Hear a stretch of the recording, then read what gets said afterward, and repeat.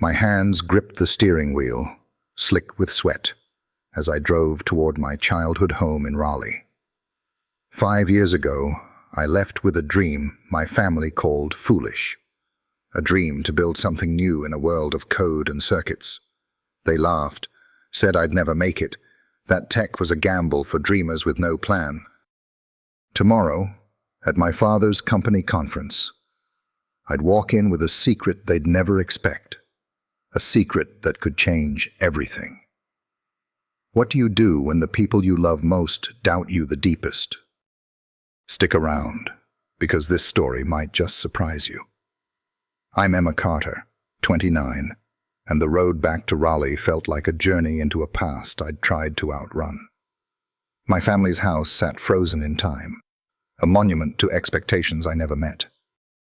My father, Richard, built his life at Apex Innovations, a tech giant where my sister Sarah was the golden child, destined to climb corporate ladders. Me? I was the one who dared to dream differently, chasing a startup in artificial intelligence when they wanted me in boardrooms. They never asked about my work, my sacrifices, or the nights I spent coding until dawn. Tomorrow, I'd face them all again, carrying a truth they couldn't ignore.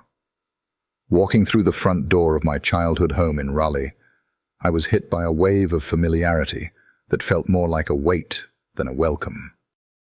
The same faded family photos lined the hallway. The same creaky floorboards groaned under my steps. My mother, Linda, called from the kitchen, her voice carrying that familiar edge of disappointment, as if my arrival was an afterthought. My father, Richard, had spent decades at Apex Innovations, rising to director through grit and connections, while my sister Sarah was groomed to follow his path. I set my bag down, fingers brushing the old oak table, where I once dreamed of changing the world through code. They saw my choice to start an AI company as a reckless gamble, a betrayal of their vision for me. Linda barely looked up as she chopped vegetables, already talking about Sarah's latest financial deal. Not once did she ask about my life, my work, or the battles I'd fought to prove myself. The house hadn't changed, but I had. I carried a truth they couldn't see, a truth that had taken years of sleepless nights and unwavering belief to build. I wasn't the dreamer they dismissed anymore. I was something more. The dining room table was set with the same chipped plates from my childhood, each one a silent reminder of expectations I never met. My mother, Linda, fussed over the roast, her voice bright as she bragged about Sarah's latest triumph, a multi-million-dollar deal at her bank. Sarah sat across from me, her smile sharp, basking in the praise. My father, Richard, nodded proudly, his eyes fixed on her as if I wasn't even there. "Tech startups are for kids with no direction," he said, cutting into his steak, his words slicing deeper than the knife. "You should have stayed in school, Emma. Gotten that MBA like Sarah." Linda chimed in. "Finance is stable. Your tech dreams." "They're just unstable." Sarah laughed, a sound that stung like a slap. "Still chasing unicorns, Emma?" she teased, her eyes glinting with superiority. I gripped my fork, forcing a smile, the weight of their words settling heavy in my chest. They lived by a rule. Success only came in corner offices and stock portfolios, not lines of code or moonshot ideas. My path was invisible to them, my achievements erased by their certainty that I'd chosen wrong. But I hadn't come back to argue. I'd come to show them. I left the dining room, Sarah's laughter echoing behind me. Upstairs, my old bedroom hadn't changed. Posters of tech pioneers on the walls, a dusty laptop where I first coded. I set my bag down and pulled out the USB drive for tomorrow's Apex Innovations conference. My fingers traced its logo, a reminder of what I'd built. "Tech's a gamble," my father had said, his disappointment heavy. I opened my laptop, its glow lighting the dark, and reviewed my slides. AI algorithms for $1 billion project I led. I wasn't the dreamer they mocked. I was a director at Apex, one of the youngest. Downstairs they toasted Sarah's deal, oblivious to my truth. I pictured my father's face tomorrow, seeing me lead, not as his wayward daughter, but as someone with authority. Sarah's smug grin from dinner stung. Her belief I'd always be lesser. I saved my slides, tucked the USB away, and stood, my reflection sharper in the mirror. I didn't need their approval. I'd proven myself through sleepless nights and failed prototypes. Tomorrow was about truth, not revenge. My family's rules, success meant suits, not code, never fit me. I'd forged my path, failure by failure, to a role they couldn't imagine. I turned off the laptop, my heartbeat steady. I was ready. The dining room felt cramped, heavy with my family's expectations. Linda passed the potatoes, praising Sarah's latest deal, a bonus and corner office. Unstoppable, she said, ignoring me. Sarah smirked. Tech's a pipe dream, Emma. I'm closing real deals. Richard nodded, slicing his roast. An MBA would have set you up, Emma. Startups crash. His words hit hard, echoing years of disappointment. Linda added, Stability matters, not dreams. I pushed food around my plate, their laughter drowning my silence. Sarah gloated about bank meetings, then jabbed, Still at your startup? Not bankrupt yet? Chuckles erupted, Cousin Michael joining in. I forced a smile, throat tight, and said, I'm fine. But their certainty I'd failed stung. Success, to them, meant suits, not hoodies, boardrooms, not garages. My AI project, the billion-dollar work I led, was a joke to them. My fingers clenched, nails biting my palms. I wanted to shout about my algorithms, my team. But their laughter was a wall. Richard leaned in. You're nearly 30, Emma. Grow up. Linda noted Sarah's new condo. I nodded, chest tight, knowing they'd never ask about my work. I glanced at my bag, where my USB held my truth. Their dismissal wasn't new, but tomorrow, at Apex, I'd show them who I was. The glass doors of Apex Innovations gleamed under the morning sun as I stepped into the lobby, my heart pounding but my steps steady. Last night's dinner, with its sharp jabs and dismissive laughter, felt like a distant memory. I wore a tailored suit, the USB drive in my pocket, a quiet promise of the truth I carried. My family thought I was still chasing pipe dreams, a startup kid who'd never make it. They didn't know I was Director Carter, leading a billion-dollar AI project their company depended on. As I crossed the marble floor, heads turned, engineers, executives, security guards, all noting the confidence in my stride. I reached the executive floor, the elevator's hum fading as the doors opened. There stood my father, Richard, mid-conversation with colleagues. His face relaxed until he saw me. His words faltered, his eyes locking onto my Apex badge. Sarah, flipping through her tablet nearby, froze, her smug grin vanishing as she registered my presence. Emma, what are you doing here? She asked, voice sharp with confusion. Before I could answer, Laura Bennett, the CEO, approached, her smile warm. Director Carter, what a surprise to have you in person, she said, shaking my hand firmly. Richard's jaw dropped. Sarah's tablet slipped slightly in her grip. Director, my father stammered, his voice barely a whisper. Laura nodded, oblivious to the family drama unfolding. Emma's leading our AI initiative. Her work's critical to our future. The air shifted, heavy with their disbelief.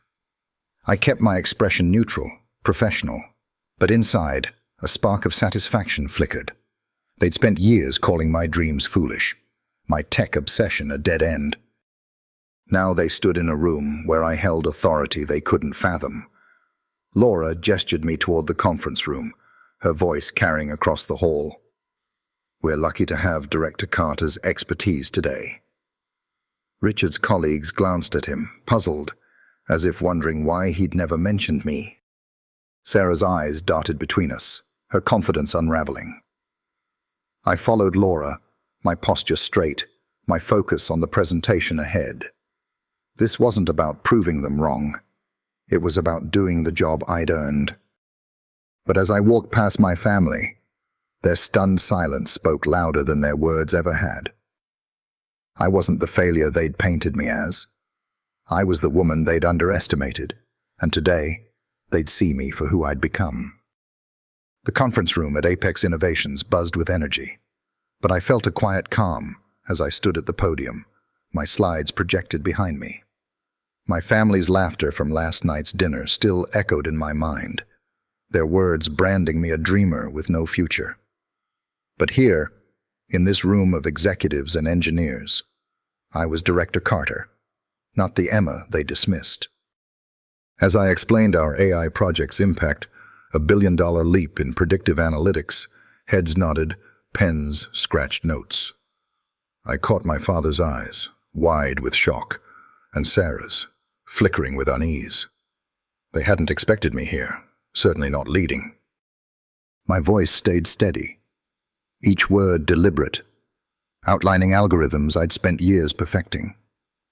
Then, a phone pinged nearby, then another. Whispers spread as screens lit up. My friend, Jessica, a tech journalist who'd once shared a cramped startup office with me, had recorded my presentation. She posted it online with the hashtag #AICarter, calling me a visionary in AI. The clip spread like wildfire, retweeted by coders, analysts, even strangers who saw something in my story. Comments flooded in. "She's changing the game. This is what leadership looks like." I didn't know it then, but the video was reaching thousands, each view a crack in the wall my family had built around my dreams. Richard shifted in his seat, his phone glowing with the same post. Sarah's fingers tightened around her water glass, her confident smirk gone. They were seeing me through others' eyes now, through the lens of a world that valued what they'd mocked. Jessica's voice cut through the room as she stood, her question sharp but supportive. "Director Carter, how does your team ensure ethical AI deployment?" I answered, detailing safeguards I'd designed. My words met with approving nods from the CEO, Laura Bennett. The room felt alive, the air charged with respect I'd earned, not begged for. My family's rules, success meant finance, not innovation, were crumbling. The video's reach grew, comments piling up. Her family must be proud. If only they knew. I glanced at Richard, his face a mix of confusion and something new. Maybe regret. Sarah stared at her phone, the glowing screen reflecting her disbelief. They'd spent years telling me my path was a dead end, but now the world was watching, and it wasn't their world anymore. Jessica's post had turned my moment into a movement, a spark for anyone who'd been doubted. I didn't gloat. I didn't need to. My work spoke louder than their doubts ever could. The applause after my talk was warm, genuine, but it was the online buzz that shifted the ground beneath us. Strangers championed me, coders debated my methods, and tech blogs dissected my slides. My family couldn't ignore it now. Their dismissal, their laughter, was being drowned out by a chorus of voices who saw what I'd built. I stepped away from the podium, my heart steady despite the storm of notifications. This wasn't just about me anymore. It was about every dreamer told their vision was too big, too risky. I caught Jessica's eye, her smile a quiet thank you for the years we'd shared, grinding through startup failures to reach this day. My family's world was small, bound by their rules, but mine was vast, connected by code and courage. Tomorrow they'd face me again, not as the girl they pitied, but as the woman the world was starting to know. The conference room at Apex Innovations was electric, every seat filled, every eye on me as I stood at the front, my slides casting sharp graphs across the screen. My family's words from dinner, Sarah's mocking laughter, my father's dismissive, "Tech's a gamble," faded under the weight of this moment. I was Director Carter, leading a billion-dollar AI project, and this room knew it. I spoke with precision, outlining neural network integrations, my voice steady as I answered technical questions with insights honed over years of trial and error. Laura Bennett, the CEO, nodded approvingly, her pen tapping as she took notes. My father, Richard, sat rigid, his face a mask of disbelief, while Sarah's usual confidence crumbled, her hands fidgeting with her tablet. When it was her turn to present, Sarah stood, her voice wavering, as she pitched her financial strategy for the AI project. I listened, then raised my hand, my question sharp but fair. How does your budget account for scalability risks in cloud infrastructure? The room went quiet. Sarah stumbled, her response vague, exposing gaps I'd seen in the data. Not out of spite, but necessity. This project demanded perfection. "We'll need revised figures by Friday," I said, my tone professional, not personal. Sarah's face flushed. Richard's eyes widened, seeing his daughter correct his golden child. Laura chimed in, "Excellent point, Director Carter. Your oversight's critical here." The words landed like a gavel, cementing my authority. Whispers rippled through the room, executives murmuring about my expertise, some glancing at Richard, wondering why he'd never mentioned his daughter's role. Sarah sat down, her tablet forgotten, her eyes avoiding mine. My father's gaze flickered with something new, regret, maybe, or realization. I didn't gloat. I didn't need to. My work spoke louder than their doubts ever could.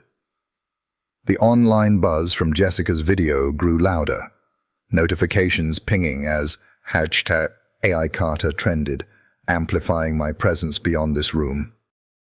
I caught a glimpse of Richard's phone, glowing with comments praising my leadership.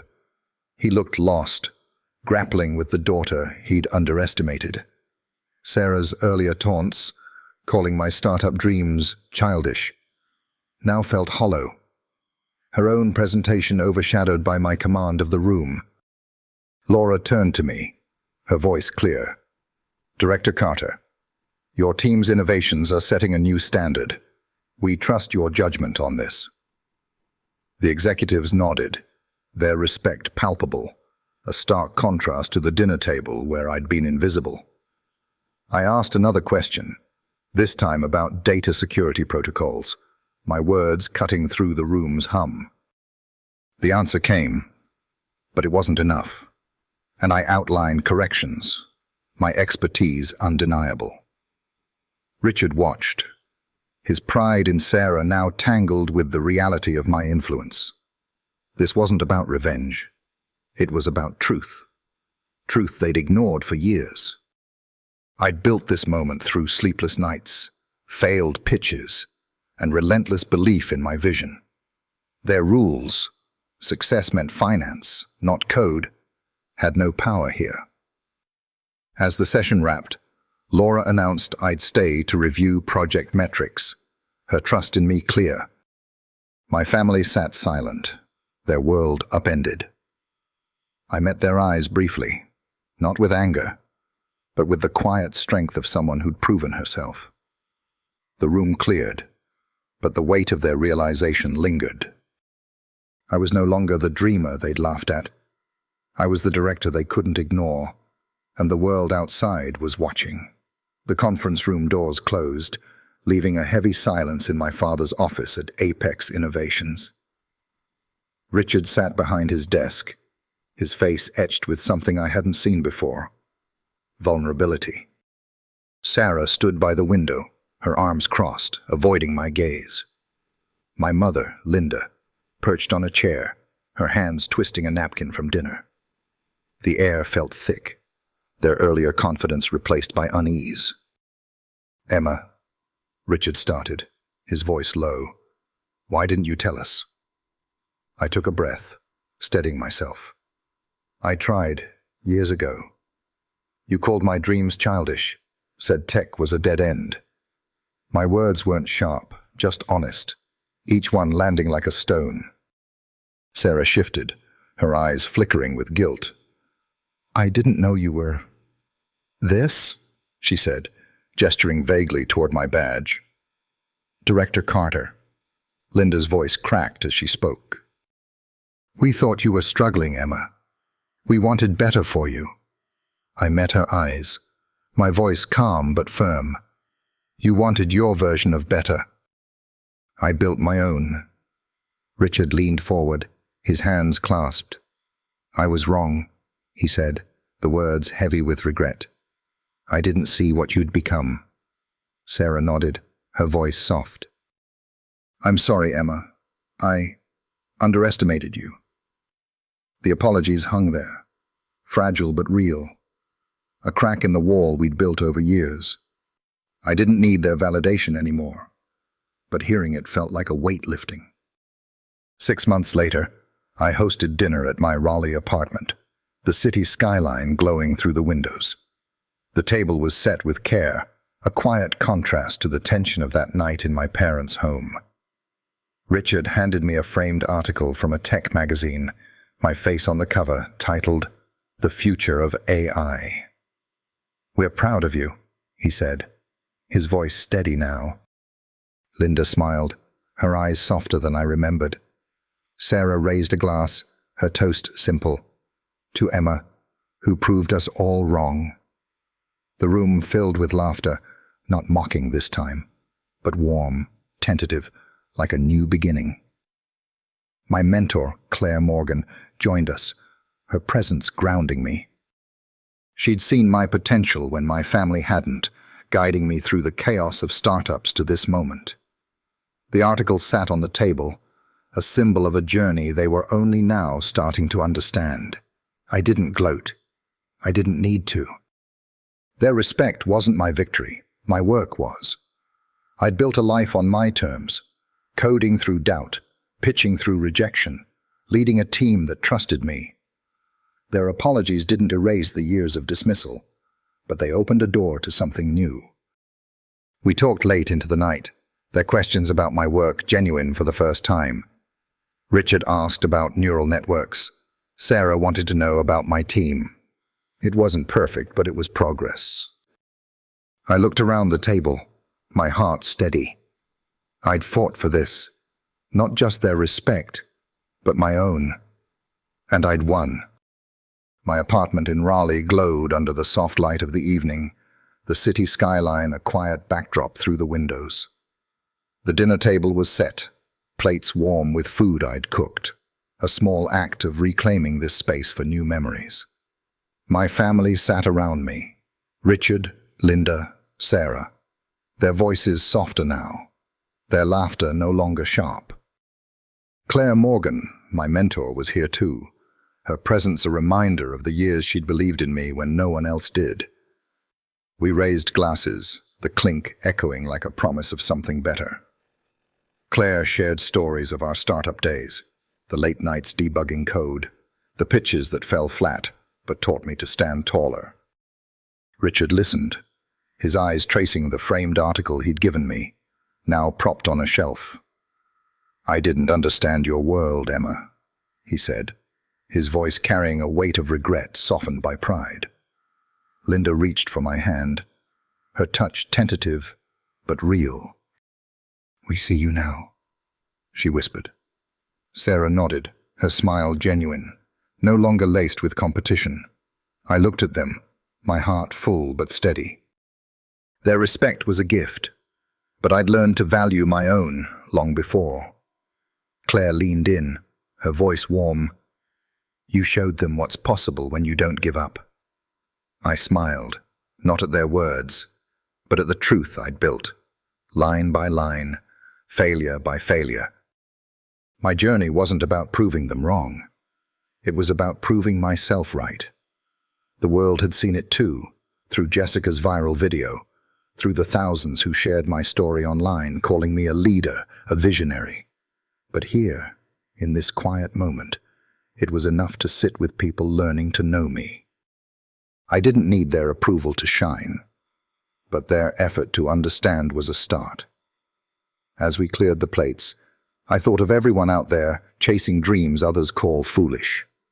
What do you do when the world doubts you? You find your people, those who lift you up, like Claire did for me. You keep going, even when it hurts. And maybe, just maybe, you learn to forgive, to build bridges where walls once stood. If you've ever been doubted but kept pushing, what's your story? Share it. Your voice matters, and someone out there needs to hear it. Keep dreaming, keep building, and never let anyone define your worth.